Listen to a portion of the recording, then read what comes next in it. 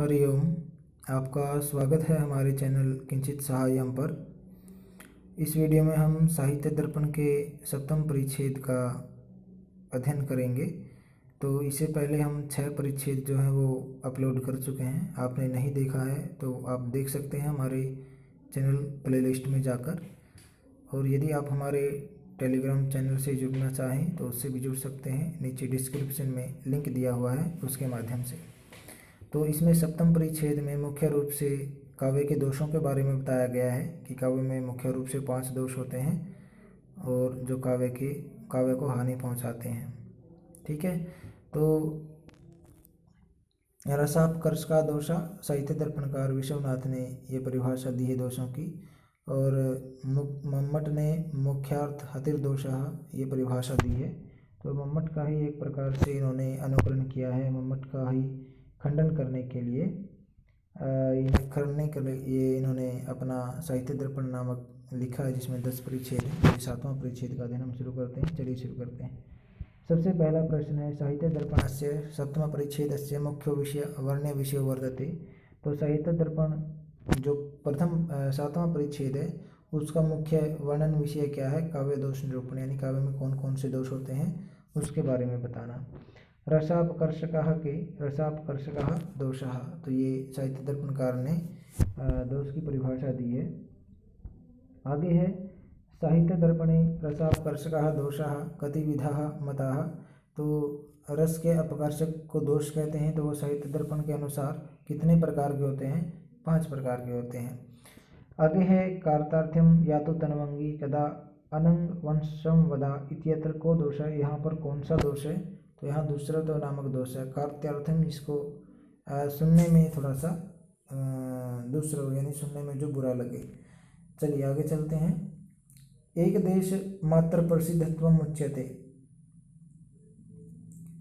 एक देश मात्र प्रसिद्धत्वम, यानी केवल जो एक स्थान में प्रसिद्ध हो उसको क्या बोलेंगे? उसको अप्रतीत नामक दोष बोलेंगे। ठीक है, जो केवल एक ही देश में प्रसिद्ध हो, बाकी सब जगह वो प्रसिद्ध न हो, तो उसको अप्रतीत बोलेंगे। यानी प्रतीत न होना, यानी एक छोटे से जगह प्रतीत हो जाता है लेकिन बाकी जगह प्रतीत न होना, इसलिए उसको अप्रतीतत्वम नामक दोष होता है। धीरो वरो नरो याति इत्यत्र को दोषः, यहाँ पर कौन सा दोष है? यहाँ पर आहत विसर्गत्व दोष है। विसर्ग का लोप तो नहीं हुआ है, ठीक है, ना ही यहाँ कोई अधिक पद आया है और ना ही यहाँ छंदोभंग हुआ है, फिर भी यहाँ पर आहत विसर्ग, यानी विसर्ग को ओ हो गया है। धीरा वरह नरह होता यहाँ पर, लेकिन यहाँ धीरो वरो नरो हो गया है, तो ये आहत विसर्गत्व नामक दोष है। चलिए, साहित्य दर्पणे कति अर्थदोषाः स्वीकृताः। साहित्य दर्पण में अर्थ के कितने दोष बताए हैं? त्रयोविंशति, 23 दोष बताए हैं अर्थ के। आगे है, अधरे करजाक्ष तम मृगाक्ष तत्र को दोषः। देखिए, अधरे करजाक्षतम मृगाक्ष्याः, यानी मृगी के होठों पर हाथ से मतलब घाव हो गया, तो ये विद्याविरुद्ध नामक दोष है, क्योंकि हाथ से कभी भी होठ नहीं काटे जाते, वो केवल मुख से ही कट सकते हैं। बाकी आप समझ गए होंगे।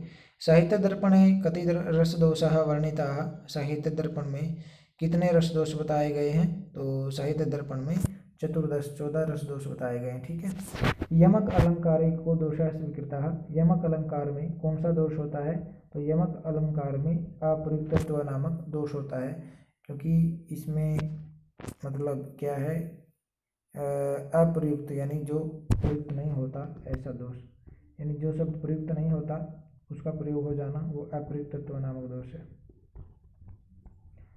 आगे है, अवाचकत्व दोषः कस्मिन् अलंकारे मन्यते। अवाचकत्व नामक जो दोष है वो किस अलंकार में पाया जाता है? तो किस अलंकार में पाया जाता है?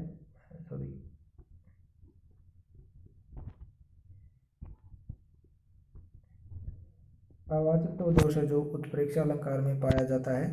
उपमा अलंकार में जो दोष पाया जाता है वो कौन सा है? तो वो उपमा अलंकार में अप्रयुक्तत्व नामक दोष होता है। ठीक है, चलिए आगे चलते हैं। नहीं, अप्रयुक्तत्व नामक जो दोष है वो यमक अलंकार में होता है, लेकिन उपमा अलंकार में भगन प्रक्रम नामक दोष होता है, यानी जहाँ पर प्रकरण का भगन हो जाए, भग्न मतलब विच्छेद हो जाए। तो चलिए आगे एक एक लाइन का जो पढ़ते हैं ये क्या कहता है। साहित्य दर्पण के 7वें परिच्छेद का विषय क्या है? काव्य दोषों का निरूपण। तो साहित्य दर्पण ने दोष का लक्षण क्या दिया है? रसापकर्ष का दोषा, ये लक्षण दिया है। साहित्य दर्पणकार ने दोष कितने प्रकार के बताए हैं? पंचविधा। तो दोषों के 5 भेद होते हैं, कौन कौन से होते हैं वो बताइए। तो 5 भेद हैं। पदगत दोष, पदगत, पदांश, वाक्य, अर्थ और रस दोष, ये 5 प्रकार के दोष बताए हैं। तो पदगत दोष कितने हैं? 16 माने गए हैं, और वो 16 कौन कौन से हैं ये आप पढ़ सकते हैं नीचे। दुष्प्रवतो त्रिविधम अश्लीलम, 3 प्रकार का अश्लील दोष होता है, व्रीडा, जुगुप्सा और अश्लील। तो ये 3 प्रकार का अश्लील होता है। अनुचितार्थ, अप्रयुक्तत्व, ग्राम्यत्व, अप्रतीतत्व, संदिग्धत्व, नैयार्थत्व, निहतार्थत्व और अवाचकत्व, क्लिष्टत्व, वृद्धमतिकारित्व, अविमृष्ट विधेयांश, निरर्थक, असमर्थत्व, च्युत संस्कारत्व। तो ये इस प्रकार से 16 दोष होते हैं पद के। और पदांश में 5 दोष होते हैं। दुष्प्रवत्व, अश्लीलत्व, निहतार्थत्व, अवाचकत्व, नैयार्थत्व। तो ये 5 दोष होते हैं पदांश में। वाक्य में 13 दोष होते हैं, ये आप पढ़ सकते हैं, ठीक है। केवलम पद में जो दोष होते हैं और पदांश और वाक्य में नहीं होते, वो कौन कौन से हैं? ये 3 दोष हैं। कौन कौन से? निरर्थकत्व, जहाँ पर शब्द का कोई अर्थ न हो, यानी बिना ही किसी अर्थ के शब्द का प्रयोग किया जाए। और असमर्थत्व, यानी जहाँ पर शब्द है जो अपना जिस अर्थ के लिए वो प्रयोग किया गया है उस अर्थ को बताने में समर्थ न हो। च्युत संस्कारत्व, व्याकरण के नियमों से रहित जो शब्द होता है वो। तो ये इस प्रकार से 3 दोष हैं जो वाक्य में और पदांश में नहीं होते, लेकिन पदगत दोष होते हैं। दुष्प्रवत्व नामक दोष क्या होता है? तो ये पद या पदांशगत दोष होता है, या कठोर वर्णों की श्रुति, यानी जिसको सुनने में अच्छा न लगे, वो दुष्प्रवत्व होता है। तो यहाँ पर ये हमने पहले भी पढ़ा था, कार्तार्थ्यम यादो तनवंगी कदानंग वर्षम वदा, ये इसमें दुष्प्रवत्व नामक दोष है। अश्लीलत्व भी 3 प्रकार का मैंने बताया था, व्रीडा, जुगुप्सा और अमंगल। 3 प्रकार का ये होता है। अमंगल होता है मतलब अनिष्ट प्राप्ति, जुगुप्सा होता है नफरत, और व्रीडा मतलब लज्जायुक्त वाला कोई शब्द, मतलब जो सार्वजनिक जगह पर प्रयोग नहीं किया जाए। किम नाम अप्रयुक्तत्वम होता है कि तथा पद प्रसिद्धो अपि कविभिर अनादृतत्वम अप्रयुक्तत्वम, यानी पद प्रसिद्ध हो, प्रसिद्ध तो है लेकिन कवि उसको नहीं मानते। व्याकरण के नियमों से वो सही है, लेकिन कवि उसको नहीं मानते, तो उसको अप्रयुक्तत्व नामक दोष बताया गया है। जैसे भाति पद्मः सरोवरे, इसमें क्या है? पद्म जो शब्द है वो पुल्लिंग में प्रयोग किया गया है, लेकिन जो पद्म शब्द का प्रयोग है जो नपुंसक में प्रसिद्ध है, लेकिन जो विद्वान हैं, कवि हैं, साहित्यकार हैं, उन्होंने इसका पद जो है पद्म का प्रयोग पुल्लिंग में किया है, इसलिए यहाँ पर अप्रयुक्त नामक दोष है। कटिस्ते हरते मनः, तो यहाँ पर कौन सा दोष है? ये ग्राम्य तो दोष है, क्योंकि जो कटि शब्द है यहाँ पर ग्राम्य का वाचक है, ठीक है, ग्रामीणता का वाचक है। कि फुहड़पन सीधा बोलता है कि आपकी कटी मेरा मन हर रही है, तो ऐसा नहीं बोलना चाहिए, ग्राम्य तो नामक दोष है। आगे है अप्रतीतत्वम नाम किम। अप्रतीत मतलब जो प्रतीत ना हो, पहले भी बताया था कि केवल एक ही स्थान पर जो प्रसिद्ध हो, बाकी अन्य जगह ना हो, वहाँ पर अप्रतीत नामक दोष होता है। आगे है योगेन दलित आशय इत्यस्मिन् वाक्ये क्यों दोष है?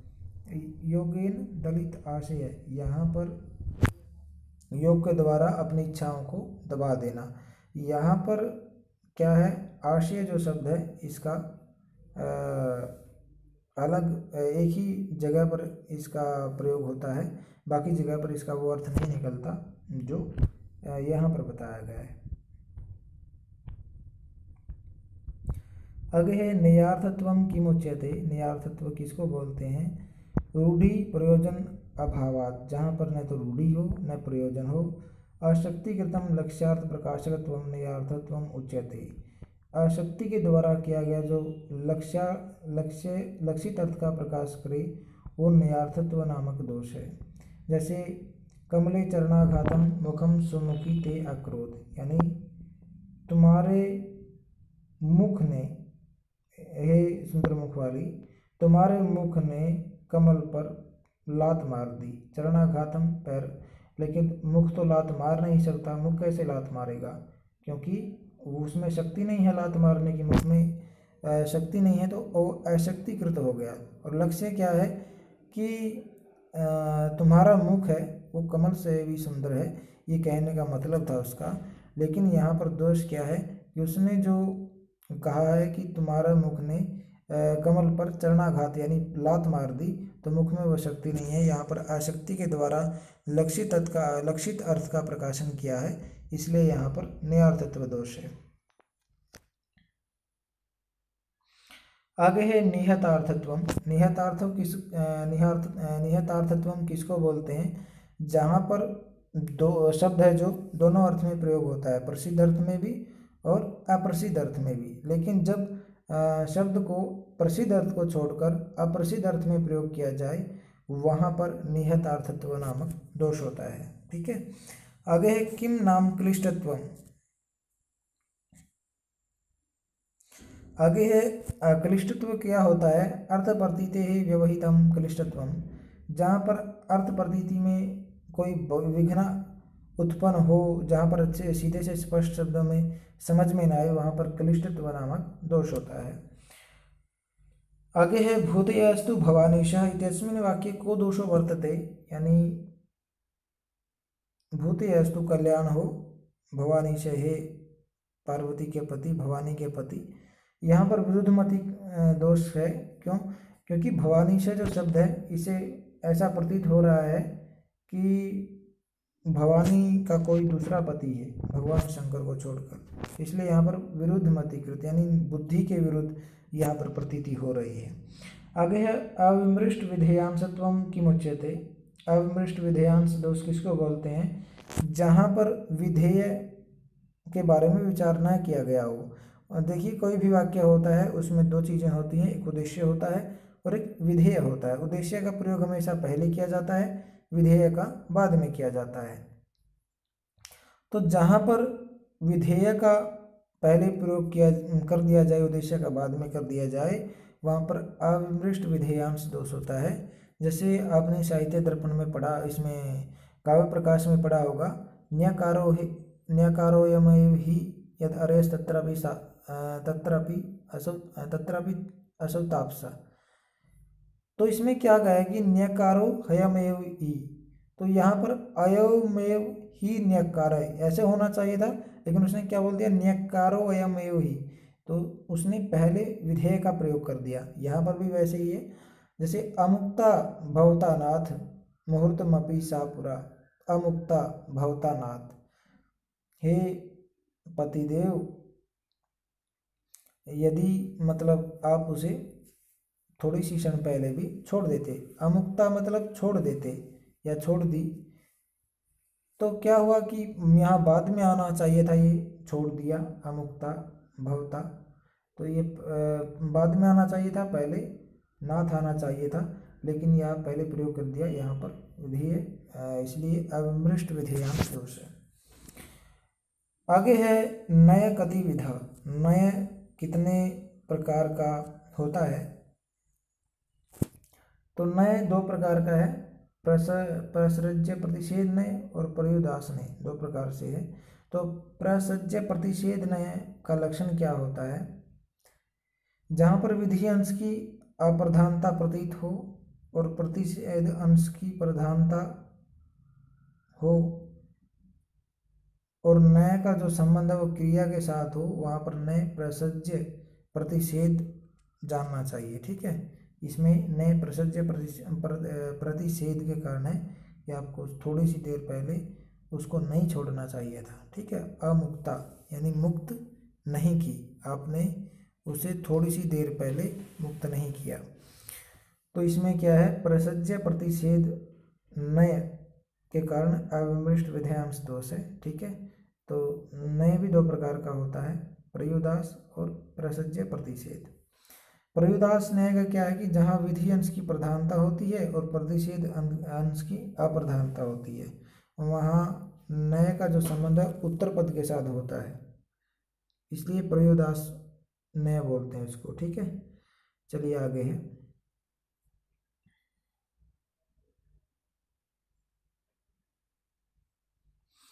अश्राद्ध भोजी ब्राह्मण, यानी श्राद्ध में भोजन न करने वाला ब्राह्मण। तो इसमें क्या है, नया कौन सा है, यहाँ पर प्रयुदास है। क्यों? क्योंकि यहाँ विधि अंश यानी श्राद्धों में भोजन करने नहीं करता, इसलिए इसकी प्रधानता है। प्रतिषेध अंश की यहाँ पर अप्रधानता है, और इसका जो संबंध है श्राद्ध भोजी के साथ है, क्रिया के साथ नहीं है, इसलिए क्या है, प्रयुदास नय का उदाहरण है। अश्राद्ध भोजी ब्राह्मण, यहाँ पर नय प्रसज्य प्रतिषेधत्व कथम न जायते, ये क्यों नहीं है, तो ये बताया है कि भोजन रूप क्रिया के साथ नय का संबंध नहीं है, इसलिए यहाँ पर जो नय है वो प्रसज्य प्रतिषेध नहीं अपितु प्रयोदास के कारण होता है। देखिए आगे जो मैंने बताया था मम्मट ने अपने उसमें, तो नयकारो है में यदारयस, यहाँ पर जो है विमृष्ट विधेयांश दोष है। आगे तदगच्छ सिद्धे कुरु देव कार्यम, यहाँ पर कैसा दोष है, यहाँ पर दूसरा तो नामक, यानी जो सुनने में थोड़ा सा कठिन लगे, सीधध्यय इसमें शब्द में। आगे है पदांश गतस्य निहतार्थत्व दोषस्य उदाहरणम लिखित, पदांशगत जो निहतार्थ नामक दोष है उसका उदाहरण लिखिए। धातु मताम गिरिर्धत्ते, तो यहाँ पर धातु मत्ताम, मत्ता यानी धातु वालों का, गिरिर्धत्ते ये इसमें जो यहाँ मत्ता शब्द के कारण जो है यहाँ पर निहतार्थो नामक दोष है। ठीक है, संग्रामे निहतः शूरा वचो बाणत्वम आगता, यहाँ पर कौन सा दोष है, अत्र वच शब्द से गी शब्दवाचकत्वात् पदांशगत नयार्थत्व नामक दोष है, यहाँ पर भी नयार्थत्व नामक दोष है। आपने ऊपर पढ़ा था कि नयार्थ और निहतार्थ दोष क्या होते हैं।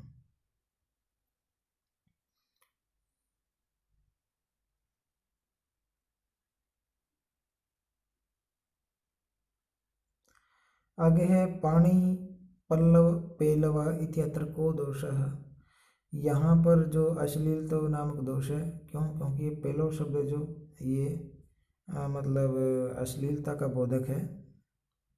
आगे है मुंच मानम ही मानिनी इत्यत्र को दोषो वर्तते, यहाँ पर कौन सा दोष है, यहाँ पर निरर्थकत्व नामक दोष है। निरर्थकत्व क्योंकि ही शब्द का प्रयोजन यहाँ कुछ नहीं है, केवल पाद पूरण के लिए इसको प्रयोग किया गया है। कुंजम हंति कृशोदरी इत्यत्र को दोषः, यहाँ पर जो है यहाँ असमर्थ नामक दोष है, असमर्थत्व। क्यों?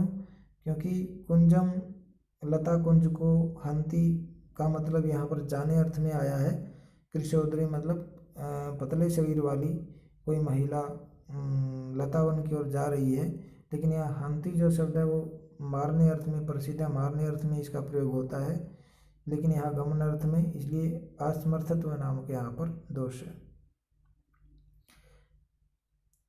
आगे है विजातीयाः वाक्यगताः दोषाः कति, वाक्यगत दोष कितने हैं, ये 23 दोष हैं, आप इनको पढ़ सकते हैं।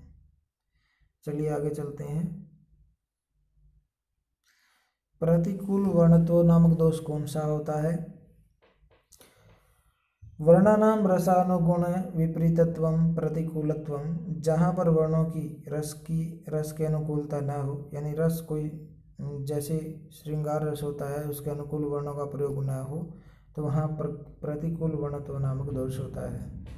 लुप्त विसर्गत्व दोष का उदाहरण क्या है, गता निशा इमा बाले, यहाँ पर गता के पीछे विसर्ग आना चाहिए था, निशा के पीछे विसर्ग आना चाहिए था, इमा के पीछे विसर्ग आना चाहिए था, लेकिन सभी में विसर्गों का लोप हो गया है, इसलिए यहाँ पर लुप्त विसर्गत्व नामक दोष है।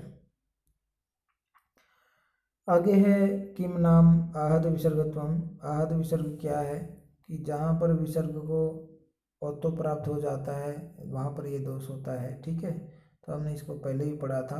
आगे पल्लव आकृति रक्तोष्ठी इत्यस्मिन् वाक्ये को दोषः, यहाँ पर जो है अधिक पदत्व नामक दोष है। क्यों? पल्लव आकृति रक्तोष्ठी, पल्लव जो कमल होता है, यहाँ पर जो पल्लव आकृति, पल्लव के आकृति के समान रक्तोष्ठी लाल होठों वाली, पल्लव तो लाल ही होता है, तो यहाँ पर अधिक पद नामक दोष है, क्योंकि यहाँ पर अधिक प्रयोग किया गया, अधिक प्रयोग नहीं किया गया लेकिन किया गया था, वो शायद मिस्टेक हो गया है।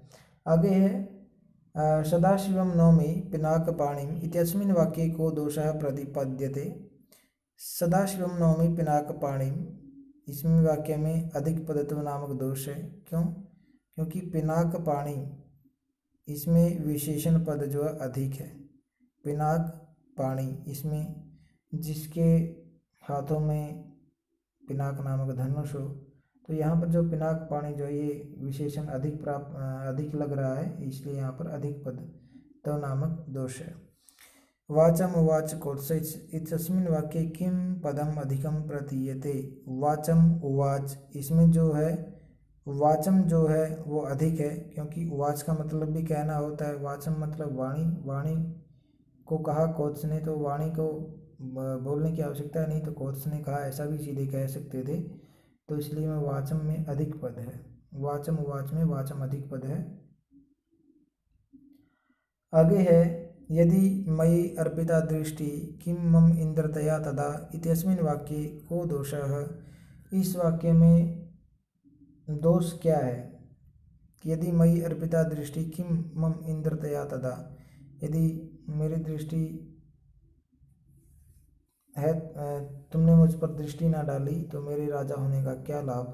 तो इसमें क्या है, तवया, तवया आना चाहिए था, तो इसमें नहीं दिया है, इसलिए क्या है, एक का पद कम है, तो यहाँ पर न्यून पदत्व नामक दोष है। आगे है रति लीलाश्रमम भिन्ते सलीलम अनिलो वहन इति वाक्ये को दोष है। इस वाक्य में कौन सा दोष है? तो इस वाक्य में जो है कथित पदत्व नामक दोष है। क्यों? क्योंकि यहाँ पर जो लीला शब्द है, यहाँ पर रति लीलाश्रम, यहाँ पर लीला शब्द कहा गया है, इसलिए कथित पदत्व नामक दोष है। ठीक है, चलिए आगे। साहित्य दर्पणकारेण वाक्यगतस्य हतवृत्तत्व दोषस्य किम लक्षणम। देखिए, साहित्य दर्पणकार ने हतवृत्तत्व दोष का क्या लक्षण बताया है, ये हमें बताना है। सबसे पहले है जो हतवृत्तत्व दोष कहाँ पर होता है? जहाँ पर लक्षण का अनुसरण में श्रव्य ना हो, अश्रव्य हो, रस के अनुगुण ना हो, जहाँ पर छंद शास्त्र नियम के विरुद्ध, जिसमें लघु या गुरु वर्ण न हो, तो वहाँ पर हतवृत्तत्व नामक दोष होता है। चलिए आगे है अयि मयि मानिनी मा कुरु मानम इत्यत्र को दोषः। तो यहाँ पर जो है अयि मयि मानिनी मा कुरु मानम, इस वाक्य में श्रृंगार रस है, लेकिन यहाँ पर जो है ये जो हास्य रस के अनुसार प्रतीत होता है कि मेरी मानिनी, मान करने वाली, मान न करो, तो यहाँ पर हतवृत्तत्व नामक दोष बताया गया है। ठीक है, ये हास्य रस प्रतीत होता है, तो वृत्त में हास्य नहीं होना चाहिए। आगे है पतत प्रकर्षत्व दोष का उदाहरण लिखिए।